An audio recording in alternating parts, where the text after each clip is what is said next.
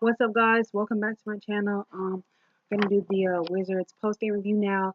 The Wizards just played the New Orleans Pelicans. They won against them. It was really much needed win. Anthony Davis was out, and that was really a big reason why the Wizards won. Because I feel like if he was there, it wouldn't really be the same. So even though he was hurt when I saw it, I did think like, wow, we kind of got a lucky break here because with him there, I think that their win streak could have continued. They were on a 10-game win streak, which was the highest in franchise history. They're about to break that record with 11 wins if they won last night, tonight, whatever. So, yeah, it was a good win, definitely a much needed win. Score was 116 to 97. This was like the one of the biggest wins they had this season. It was 19 points. So one of the top three biggest wins that the Wizards have had this season. Uh, this game was overall uneventful, kind of a boring game, but just one of those games where you needed to win. You know, that's definitely one of the games you need to win.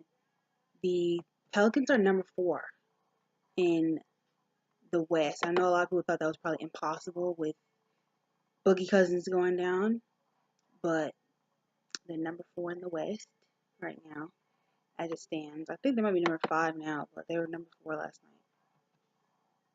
So, gonna get into a bit of statistics. So we got Walt Lemon here. He had 7 points, 3 assists, 1 rebound. DeAndre Liggins, 10 points, 5 assists, 3 rebounds. Check Diallo, 14 points, 2 assists, 9 rebounds. So most of their scoring really came from their bench. Their starters weren't really scoring like that as much as you probably would have expected. The only starter that really cracked double figures was Rajon Rondo. He had 11 points, 4 assists, 3 rebounds.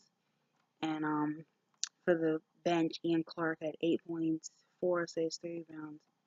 Darius Miller had 20 points, 1 assist. And the rest of the starters were below 10. Miritich had 9 and 12 rebounds. Etwan Moore had 8 and 2 rebounds, 1 assist. Emeka Okafor had 6. Emeka Okafor had 6 points, 2 rebounds, and Drew Holiday was held to only 4 points. So not as much scoring as you would have liked from the Pelicans starters. They're probably out of a little bit out of flow without having AD there. I think that they are doing well with Okafor being back in the league now with them. He's a really good shot blocker. And even though they say he only had 2 blocks, I feel like he had like 5 blocks. He really feel like he had 5 blocks. He's blocking Gordon. He's blocking a lot of stuff. Check Diallo had a lot of good blocks too. He was going back and forth with Kelly Oubre a lot. They had a good matchup between the two of those guys. Yeah, like I said, honestly, this game was pretty uneventful, other than of the fact that Otto Porter got hurt in the game against Miami Heat with Dwayne Wade like hip checking him. So he got hurt in his hip, and as you all know, he has hip issues, hip problems. So he got hurt, and that and then he left the game, so he didn't even stay for the whole game. So he got hurt and he was questionable. He was actually like a game time decision. So the fact that he came out and got 19 points is really good. And like I always say, games are always just more exciting when Otto Porter has a good night. Like he was actually pretty aggressive. He wasn't passing out a lot. He was more aggressive, a lot of cutting to the rim of the basket. Both teams didn't shoot very well tonight. It was under 40. Um, the first half, he got into a good rhythm. Otto got into a good rhythm. The rest of the starters were not really in a good rhythm. Then the bench took over in the second quarter, and it was basically going back and forth. Like we had a good lead, and the bench lost the lead, and it was back and forth a lot of back and forth until they inserted Otto Porter into the game in the second quarter. Excuse me, and they went on like a 25 to 4 run, really good run. We ended the second quarter with a 15-point lead, and then Bradley Beal and Markieff Morris got going. So Markieff Morris had 17 points, 3 assists, 6 rebounds. Gortat, he didn't really have that many points, but he did have 8 rebounds, 2 assists. He had 6 points. Thomas Satoransky had 8 points, 9 assists, 5 rebounds. Bradley Beal ended up with 16 points by the end of the night. He wasn't like shooting and playing all that great, but he did come alive in the second part of the game much more Well, in the second and third quarters, much more than the first. He had 7 assists, so his assist numbers have been steadily on the increase, and 4 rebounds. Jody Meeks, the bench, had some decent production, even though Tim Frazier only was out there for 6 minutes, and Yao Ming was only out there for 6 minutes. They had no points, but Mike Scott ended up scoring a double figure for the second straight game, which is really good to see because he was not playing his best this last month or so, last month and a half.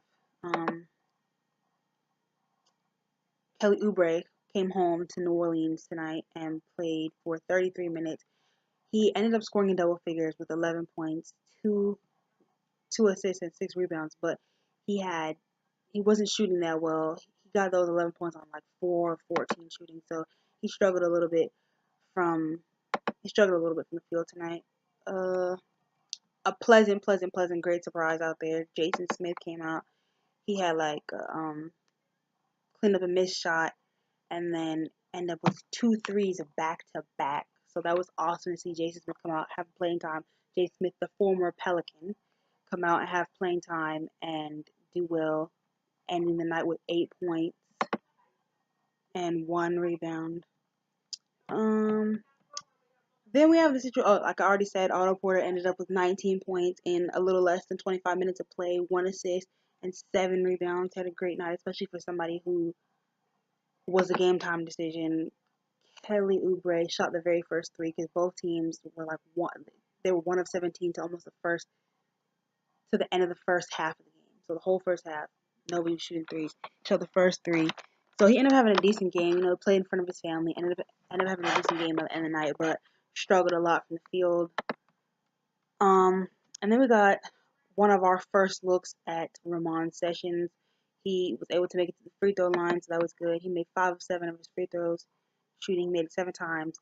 But he just wasn't looking too good. He was looking rusty, and you just have to attribute the fact that he was on the Knicks bench for a while, so he hasn't really played like that, and he didn't play his whole first 10-day contract, and this is only his second game with the Wizards, so just needs more work and more practice. He's rusty.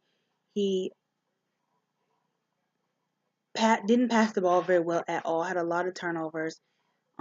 Wasn't putting guys in the right position to score. Wasn't putting guys in the right spots. He was passing the ball, but he wasn't making plays, and he wasn't putting guys in a position to score and get points. Like he was just passing them the ball at any old moment, expecting them to like hit the shot. Like those Mahimi turnovers with trying to get Mahimi the ball and trying to do alley oops and stuff with him. It just wasn't good. He had one good assist, which was he had ended up having 6 assists, but like his best assist was the buckets with the guy Jason Smith, little things like that. Guys like Markieff Morris who are easy to get to score, easy to get open. So just rusty, looking more like a guard and not like a point guard. Let me see. There was Markieff Morris had a great game, 17 points, 6 rebounds. He's really smooth out there. He's been playing a lot better, playing up to his potential a lot more, and just like a nice soft touch. Like when he shoots, it's usually going in. Like he's been playing really well. He's been playing a lot better than the beginning of the season. Finally starting to come around and get entirely more healthy. The starters got a lot of rest this game. First game since All-Star break that Bradley Beal got to play less than 35 minutes. He played about 29 minutes. And starters sat the whole fourth quarter with the exception of Satoransky, who played some of the fourth. But yeah, good rest for them. Back to back. There's another game against Miami tonight. And yeah, looking forward to it. Hopefully we get that dub. Hope Otto Porter drops a dub on the Heat. And yeah, that's the end of the game review. Pretty boring game, but a must-needed win for the Wizards. So, peace, guys. It's your